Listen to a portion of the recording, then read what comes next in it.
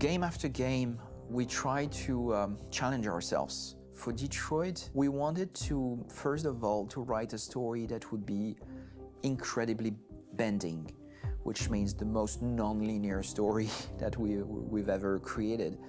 And we wanted really the player to have the possibility to change the story, change his own journey. When you're writing at Quantic, you're writing for an interactive medium. You know, when you're working in television, you'll put a character in a difficult situation, and you as a writing team will argue about what would that character do.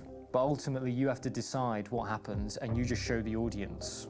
What's interesting about interactive drama is you bring the player into that conversation, and it changes your job slightly as a writer, because your job is to provide a narrative context in which the player can write his own story.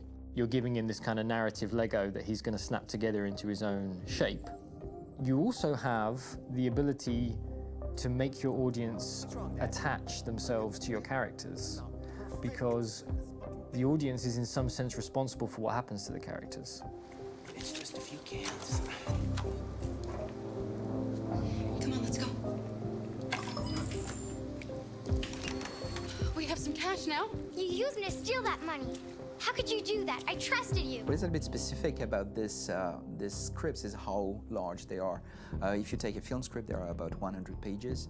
But here we have to deal with a script that is between 4,000 and 5,000 pages. Everything becomes bigger because we don't just tell one story, but we tell all the possible stories that can be told within this narrative space. On Act 3, our final act, we have around 1,000 different scenarios. And every one of those scenarios has to be as interesting, as passionate, as strong, and as emotional for the player. We want every action that the player does, every interaction that is available to serve in telling the story, and help the player understand who his character is, and build that character moment to moment.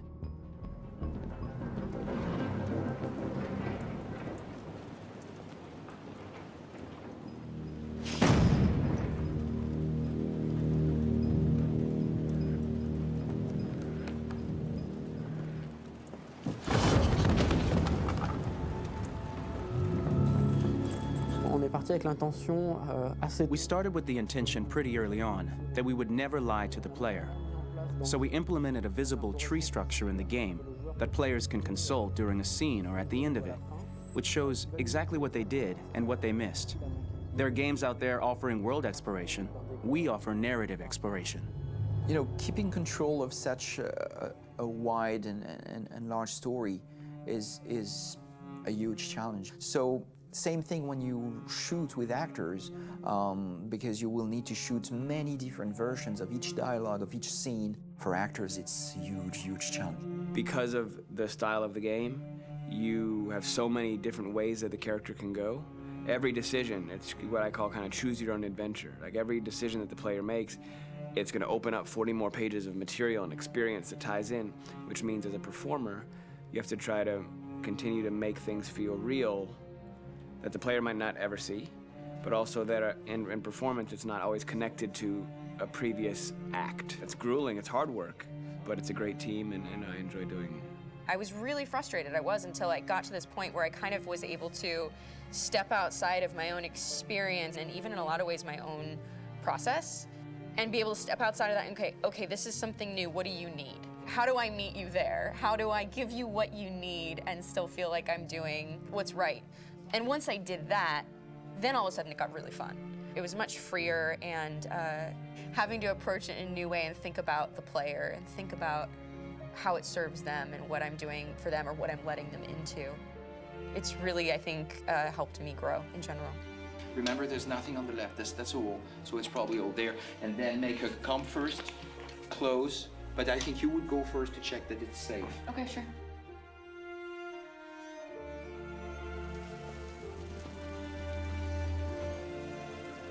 The most enjoyable thing about working in performance capture on this kind of project is that if I shot a film, I would get to do one of these endings.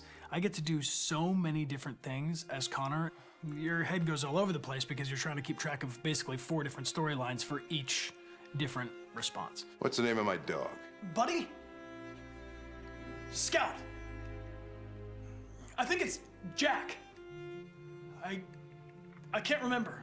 So I worked with physicality a lot because it was a good way to anchor myself in these different rings of the tree. As the story grows out, I know where that is physically in my body, and then I can switch more continually on set, and it'll be entirely up to the player to determine what order those things come out and what they look like from a distance. Like if you're playing through it, the culmination of all of that will be their version of Connor. I'm faster than you, and I don't feel pain.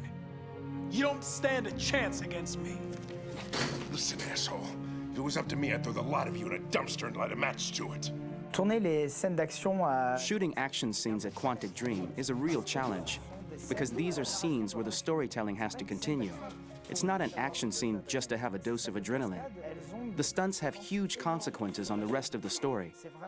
It's really a moment where we implicate the player and tell him that the choices he makes during an action scene will have a direct impact on the evolution of his story.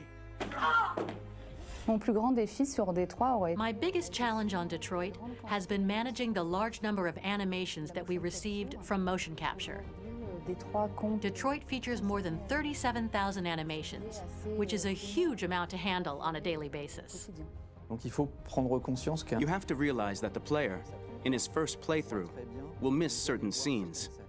This also means that we had to think of, conceive, and produce all the potential story paths. The characters' costumes, the places, day or night, the weather. Did the character get shot in the shoulder?